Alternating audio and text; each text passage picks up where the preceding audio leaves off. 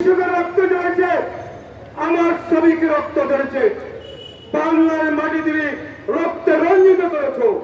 তোমার ক্ষমতা থাকার কোনো অধিকার নাই। তোমার পতন না হওয়া পর্যন্ত সাংবাদিক জনতা, ছাত্র মেহনতি মানুষ বাংলার ঘরে ফিরে যাবে না। তোমার পতন নিশ্চিত করে আমরা তোমার পতন নিশ্চিত করি, ইনশাল্লাহ করে ফিরব। বন্ধুগণ, আপনাদেরকে যে যেখানে আছেন, যেই পেশা আছেন, আমরা উদাত্ত আহ্বান জানাচ্ছি। আমরা শীঘ্রই সাংবাদিক, সমস্ত জনগণ, মেহনতি শ্রমিক, সাংবাদিক জনতার মহাসভা ডাকবো।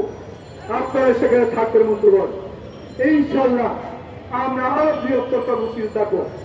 আমরা আজকে মিছিল করব, আপনারা যারা পারেন আমাদের মিছিলে অংশগ্রহণ করবেন এবং ইনশাল্লাহ পরবর্তী কর্মসূচি শীঘ্রই করতে পারবো।